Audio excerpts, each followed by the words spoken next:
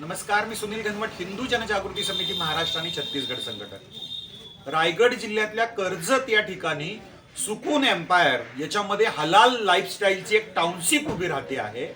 आज संपूर्ण देश धर्मनिरपेक्ष असताना धर्मावर आधारित अशी टाउनशिप या ठिकाणी हलाल लाईफस्टाईल टाउनशिप उभी कशी राहू शकते, याला परवानगी कोणी दिली, हा सगळ्यात महत्त्वाचा प्रश्न आहे. आणि म्हणून हिंदू जनजागृती समितीकडून आपण या प्रोजेक्टच्या बाहेर, या एम्पायरच्या बाहेर एक आंदोलन हिंदू जनजागृती समितीच्या वतीने आजच केलेलं आहे. हिंदुत्वनिष्ठ संघटना, धर्मप्रेमी, गावकरी हे सर्व संतप्त आहेत. अशा प्रकारची जी एक हलाल टाउनशिप आहे ती तत्काळ प्रतिबंधित करण्यात आली पाहिजे.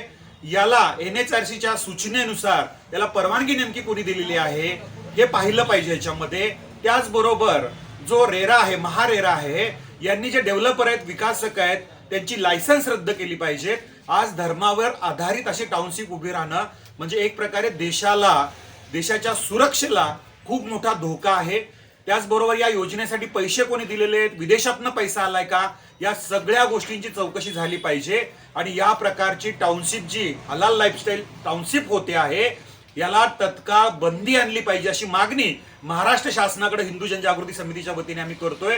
एका ठिकाणी जर असं होत असेल तर अन्य ठिकाणी होत आहे का याची चौकशी आपल्या गुप्तहेर संघटनांकडनं पण झाली पाहिजे. पैसा पुरवणाऱ्यांची चौकशी झाली पाहिजे. ही मागणी हिंदू जनजागृती समितीकडनं आम्ही करतो आहे. अन्यथा संपूर्ण महाराष्ट्रभर रस्त्यावरती उतरून याला आम्हाला आंदोलन करून विरोध करावा लागेल. तत्काळ ही हलाल लाईफस्टाईल टाउनशिप बंद झाली पाहिजे. नमस्कार.